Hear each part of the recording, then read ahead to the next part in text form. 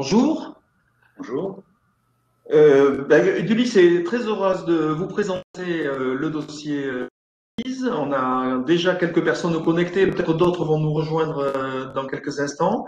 La façon dont on vous propose c'est très rapidement que je passe la parole à Michel Ivanovski, qui est le président de MIPIS, qui va dérouler devant vous quelques slides rapides de présentation de l'activité et surtout des projets et du besoin de financement et de la recherche en cours. Cette séquence devrait durer une dizaine de minutes environ et ensuite nous nous livrerons à un jeu de questions-réponses et vous pourrez très directement lui soumettre vos interrogations. Michel, je te passe la parole. Merci. Donc, ce que je vous propose, c'est de partager ce document. Voilà. Donc, MIPIS, tout d'abord, qui sommes-nous? Tout simplement, MIPIS est une solution participative en marque blanche. Nous sommes leaders sur ce marché, c'est-à-dire que nous proposons à tout type d'organisation, des sociétés, des associations, la possibilité de créer leur propre plateforme de crowdfunding à partir de notre solution en mode SaaS, c'est-à-dire qu'il n'y a pas de nécessité d'installation technique. Donc, on fournit une plateforme technique qui permet d'opérer une plateforme de crowdfunding. Ce qui caractérise notre proposition de valeur, c'est que nous offrons une prestation qui couvre l'ensemble de la chaîne de valeur pour être plateforme de crowdfunding, c'est-à-dire que vous avez à la fois les outils qui vous permettent de construire votre site Internet. Vous avez également de manière intégrée l'ensemble des outils qui vous permet de piloter votre campagne de crowdfunding. Et enfin, vous avez de manière également intégrée l'ensemble de la chaîne de traitement des paiements, ce qui fait une des caractéristiques de la solution sur le marché par rapport à d'autres solutions qui n'intègrent pas cette possibilité-là. Donc, nos clients, en résumé, ce sont des sociétés qui créent leur propre plateforme de crowdfunding à partir de notre solution. Donc, nos deux marchés principaux sont évidemment le marché du crowdfunding, qui est un marché particulièrement dynamique, qui est un marché assez récent, qui a réellement décollé il y a environ 5 ans. Aujourd'hui, nous avons un volume de collecte en France d'environ 300 millions d'euros. Ce qu'il faut retenir, c'est que nous sommes sur des marchés avec des taux de croissance de l'ordre de 40% par an, extrêmement dynamiques. Donc, on imagine qu'en France, le milliard d'euros de collecte sera dépassé à horizon 2022. Et si on regarde la taille de marché au niveau Europe, on est sur un peu plus de 5 milliards en 2016, avec des marchés principaux que l'on a identifiés qui intéressent particulièrement MIPIS, que sont l'Allemagne, le Benelux et l'Espagne. Un autre marché auquel on s'intéresse, puisque on le verra, MIPIS est en train également de se diversifier au-delà du crowdfunding, c'est le marché des ICO. Donc là, j'ai repris quelques chiffres clés, notamment du marché américain, qui est le marché le plus mature sur les ICO, 6 milliards de dollars en 2017 pour 380 opérations. C'est 4 fois moins, grosso modo, en Europe, mais une croissance particulièrement soutenue. Et surtout, à partir de 2019, c'est ce qui va nous intéresser, une évolution réglementaire qui va vraiment donner l'opportunité à ce marché de décoller. Donc, sur ces deux marchés, les ambitions de MIPIS sont fortes. Merci, j'ai envie de continuer. Voilà. Et donc, pour cela, on s'appuie sur une équipe de managers et d'experts qui est particulièrement expérimentée avec de multiples compétences, qui a été constituée progressivement tout au long de ces 5 années d'existence. On va retrouver des compétences dans le domaine bancaire avec Jean-Michel Herrera et moi-même, des compétences technologiques, Thibaut Assus, qui est un développeur extrêmement reconnu dans la communauté technique du langage Ruby. Hortense Garand, qui a été une des précurseurs dans la finance participative, puisqu'elle a créé une des premières plateformes de crowdfunding. Et puis récemment, on a également fait rentrer dans l'équipe une directrice marketing et communication, Marion Fougel, qui va vraiment nous aider à développer notre marque et à croître sur ce marché. Donc l'ambition de croissance, c'est, si on regarde 2018, quelques chiffres, c'est 600 000 euros de chiffre d'affaires, c'est 24 millions d'euros de flux collectés au travers de notre solution pour 130 000 utilisateurs et 60 000 clients.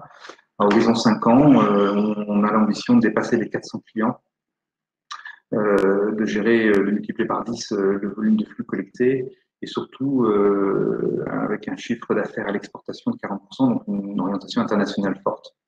et un niveau de rentabilité extrêmement élevé compte tenu de la nature du business de MIPIS, puisque ce que je n'ai pas expliqué, c'est le type de business model que nous avons, puisque nos clients nous rémunèrent à la fois sous la forme d'un fixe, un variable, et un variable, le fixe qui est un abonnement mensuel payé par le client en fonction du type de plateforme qu'il va avoir chez nous, et un variable qui est un pourcentage sur les flux collectés, ce qui donne cette capacité à générer une marge confortable à terme. Si on regarde de manière un tout petit peu plus détaillée les chiffres, si on regarde dans le passé, depuis le départ, on a une croissance qui a tendance à même à s'accélérer, plus de 50% par rapport à l'année dernière, entièrement financé sur fonds propres, au sens où on a fait une première levée de fonds auprès des fondateurs et des friends and family, ce qui nous a permis d'arriver à un premier seuil. On a quasiment atteint notre point mort et aujourd'hui, il s'agit résolument d'accélérer. On verra les besoins de financement que cela implique, avec une très forte accélération dès 2019 jusqu'en 2022, avec trois leviers de croissance principaux. Le premier, c'est la poursuite de la croissance de notre base de clients installés. Je rappelle, on est sur des marchés qui eux-mêmes sont en croissance forte, donc nos clients croissent naturellement et on croît avec eux.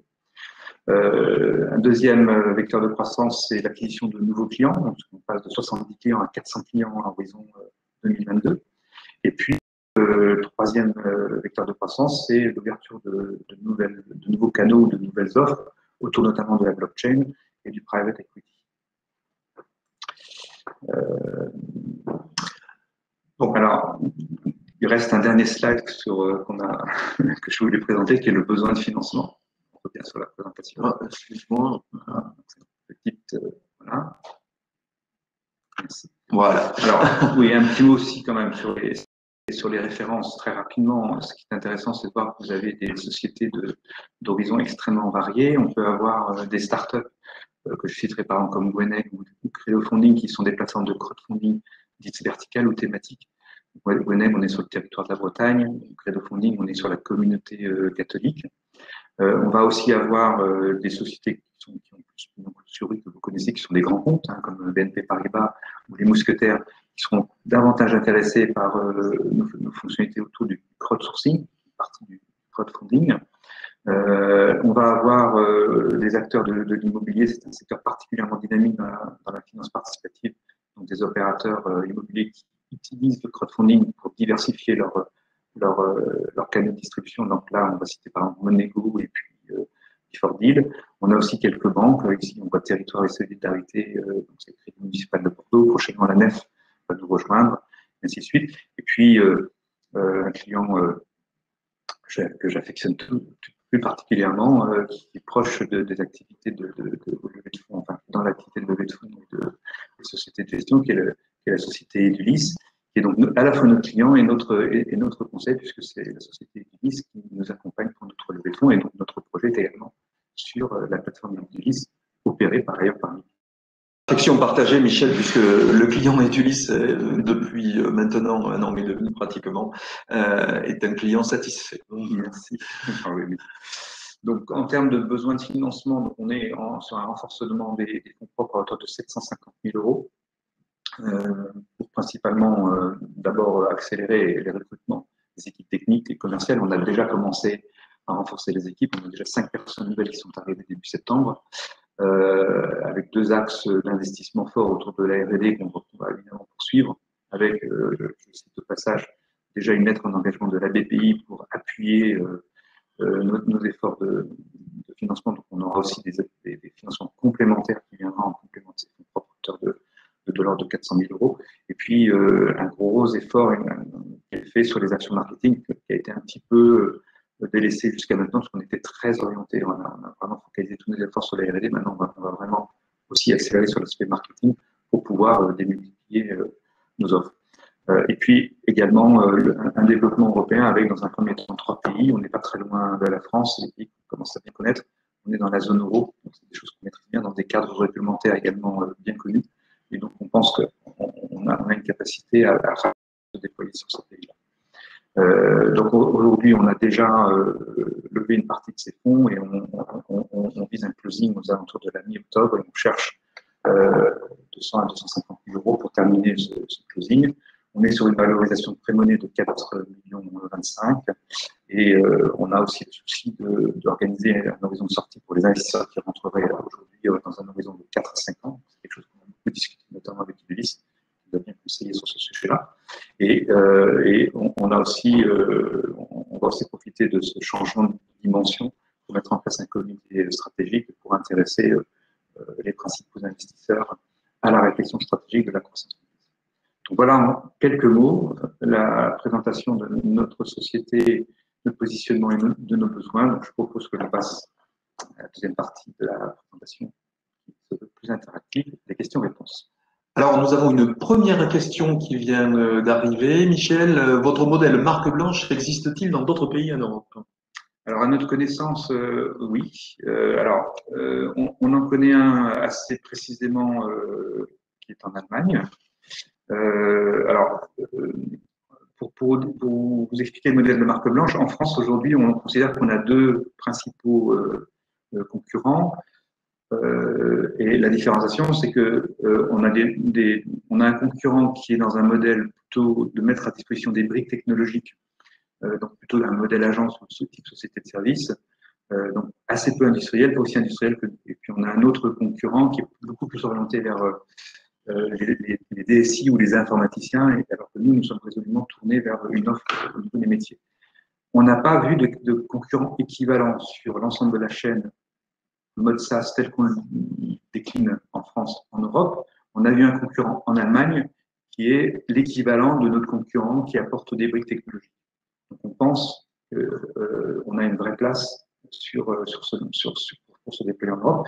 À signaler que on a capté quelques premières références, notamment on opère la plateforme de crowdfunding de l'association qui fédère l'ensemble des associations de plateformes de crowdfunding en Europe. Très bien. Alors, une autre question qui porte sur la blockchain, puisque tu as évoqué les potentialités de ce marché. Et là, la question, c'est de savoir, est-ce qu'on a déjà des exemples concrets de contrats, d'études qui sont lancés sur ce sujet? Alors, on va avoir deux plateformes clientes de MIPIS qui vont prochainement faire l'annonce, qu'elles vont opérer, donc qui aujourd'hui lèvent des fonds à travers la solution MIPIS et qui sont des CIP, donc conseillers en investissement participatif, et qui ont le souci de pouvoir gérer le registre de titres actionnaires une fois qu'on a fait une augmentation de capital. Donc ces deux plateformes vont prochainement faire l'annonce qu'elles vont pouvoir utiliser la solution MIPIS blockchain pour gérer ce registre de titres dans la mesure où on va stocker, on va enregistrer dans la blockchain, gérer dans la blockchain le registre. On anticipe là une évolution réglementaire qui va donner une valeur aussi légale au fait de pouvoir utiliser la technologie blockchain. Donc ça, c'est un premier exemple. On a un deuxième exemple qui concerne le transfert de fonds. Donc là, ça va intéresser par exemple des plateformes clientes qui ont des soucis de faire des transferts de fonds, de collecte d'argent en dehors de la zone euro, donc qui sont soumis à des coûts de transfert d'argent importants. Et donc on a imaginé un schéma de dématérialisation en utilisant des crypto-monnaies via la blockchain pour pouvoir abaisser de manière significative les transferts de fonds. Là-dessus, on est en discussion avec un gros opérateur de transfert de fonds. Troisième application sur laquelle on travaille, c'est quelque chose qui est peut-être un peu plus connu aujourd'hui, c'est le fait de pouvoir lancer des ICO, donc d'émettre des crypto-actifs via une plateforme, puisque finalement, une campagne de crowdfunding avec des crypto-actifs, ça devient finalement une ICO. Donc là, on ambitionne de pouvoir démarrer les premières ICO sur nos plateformes à partir de 2010. Voilà 3 exemples. Merci. Alors, une autre question, le positionnement actuel est essentiellement national et tu as mentionné le potentiel de la gestion d'actifs. Donc, qu'est-ce que ça veut dire de façon concrète? Où sont les clients dans ce domaine-là? C'est la question très posée. On a identifié, c'est qu'on a développé un savoir-faire autour des sociétés de plateformes de crowdfunding. Et le crowdfunding, c'est digitaliser des processus de souscription d'actions, d'obligations. Et donc, ce savoir-faire, on se rend compte qu'il est intéressant et intéresse les sociétés de gestion ou les conseillers en gestion de patrimoine qui souhaitent digitaliser d'une certaine manière leur activité, pouvoir dématérialiser leur processus de souscription pour ouvrir de nouveaux canaux. Et donc ce savoir-faire qu'on a développé dans le cadre du crowdfunding, on est en train de le décliner sur l'univers des sociétés de gestion d'une manière plus globale. Alors, une question qui nous est posée, quel est le montant sécurisé de la levée de fonds? Donc là, je crois qu'on peut répondre. Aujourd'hui, on est un peu en dessous de 400 kilos euros sur les 750. Je me permets de répondre pour nous deux. Et également, j'ai noté que vous passez à l'élévateur pitch d'Investessor. Comment allez-vous structurer les différentes démarches? Donc là aussi, ce qu'on peut préciser, c'est que effectivement, on a pour rechercher 200 kilos complémentaires. C'est ce qui aujourd'hui est visé. On a engagé différentes démarches depuis quelque temps déjà, et donc first invested, first served, ce sera la logique. Mais on n'a pas voulu exclure les business angels naturellement de la démarche de levée, parce que c'est aussi des gens qui apportent du réseau, voire du deal flow éventuellement, et en parallèle une démarche qui est plus centrée sur des investisseurs avisés qui sont capables de mettre des tickets un petit peu plus importants. Voilà. Alors, il y avait une autre question sur comment vous avez spécifiquement choisi Allemagne et Espagne comme prochaine cible à l'international. En fait, on a pris les tailles de marché, on a pris deux indicateurs, enfin 3 indicateurs. Premier, c'est la taille de marché, la démographie, c'est-à-dire qu'il faut quand même, voilà, on va chercher d'abord là où il y a des populations importantes. Donc, on a regardé les tailles de marché. Le premier marché crowdfunding en Europe, c'est de très loin, c'est l'Angleterre. On n'y va pas parce qu'on n'est pas en euro et c'est aujourd'hui très, très concurrentiel. On pense que c'est plus difficile. Donc, le deuxième marché, c'est la France. Le troisième marché, c'est le Benelux. Le quatrième marché, c'est l'Allemagne. Le cinquième marché, c'est l'Espagne, en taille et en dynamique. Il y a l'Italie aussi qu'on a regardé, mais l'Italie présente des freins culturels et réglementaires. Et on a détecté le fait que c'était pas forcément facile de se déployer rapidement sur ce marché. Donc voilà. Et l'autre intérêt, c'est que le marché allemand, en fait, quand vous êtes sur le marché allemand, vous êtes marché Europe centrale. Très vite, vous avez de la porosité pour adresser des pays limitrophes. Vous avez tout de suite l'Autriche. Et qui dit Autriche dit la République tchèque et ainsi de suite. Alors, le point a été évoqué sur la stratégie de sortie, mais là, il y a une question spécifique sur la liquidité. En quelque sorte, quelle est la position des dirigeants de Michel Ivanovski, de Jean-Michel Herrera par rapport à ce sujet-là, et quelle liquidité vous pouvez offrir aux investisseurs? C'est une bonne question. Non, je dirais qu'aujourd'hui, alors si je regarde dans le passé, à chaque fois qu'un investisseur a voulu sortir, il a pu sortir. Ça s'est fait de proche en proche. On a toujours trouvé quelqu'un pour acheter des actions. Ça se fait en gré à gré. Et les investisseurs sont toujours sortis avec une plus-value. Ça, c'est le passé. Ça n'augure pas du futur, mais c'est quand même signalé.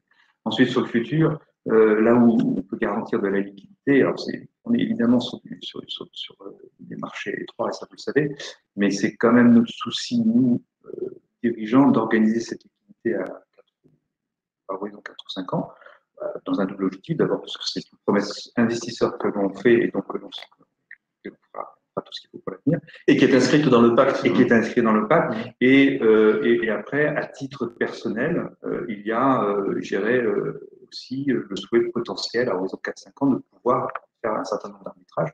Donc, c'est aussi, je dirais, une communauté d'intérêt entre les dirigeants et les investisseurs. J'ajoute évidemment ce dialogue avec les dirigeants. La responsabilité d'Edulis du côté du holding dédié, c'est d'aborder cette question avec les dirigeants au début de la 4e année pour proposer une solution sérieuse de liquidité au bout d'un an environ, donc avec une cible à 5 ans. Alors pour compléter juste, donc ça veut dire que dans la stratégie de développement de la société MIPIS, il y a aussi cette volonté de constituer ce qu'on appelle un actif stratégique autour de la blockchain notamment, pour donner de la valeur d'actifs pour potentiellement dans les cibles de gros investisseurs ou d'acteurs qui pourraient être à 5 ans pour rentrer dans MIPIS ou racheter MIPIS.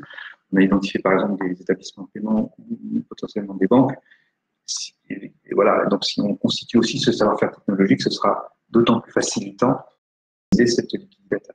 Alors, deux questions plus précises peut-être. Y a-t-il un minimum d'investissement? Donc, la réponse est oui. Sur la plateforme Edulis, dans le cadre de cette levée, le montant minimum est fixé à 5 000 euros. Et puis, une question sur la gouvernance. Comment les investisseurs sont représentés?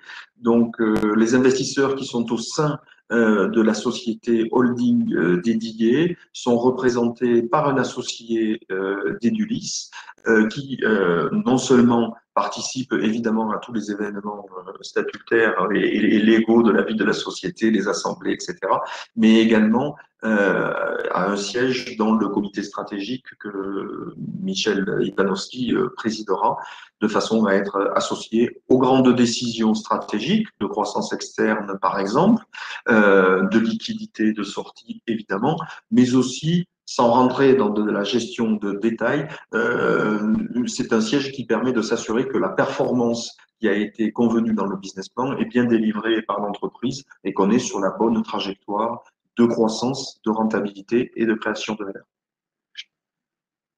Voilà, je ne vois pas d'autres questions qui arrivent sur le chat.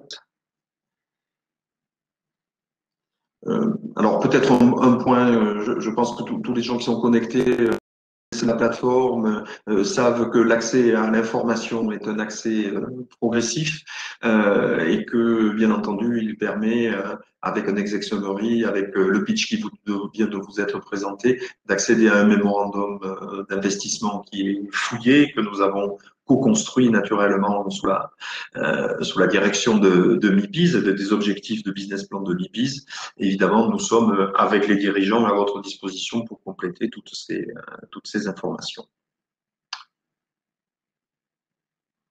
Michel, peut-être un petit mot sur l'équipe, puisque aujourd'hui le slide montrait voilà, 7 personnes et on passe à 20. Donc, comment est-ce qu'on construit cette trajectoire? Donc, dans un premier temps, le souci, c'est de renforcer l'équipe R&D, IT. Donc ça, on a déjà, par exemple, deux développeurs qui viennent d'arriver là en début du mois de septembre.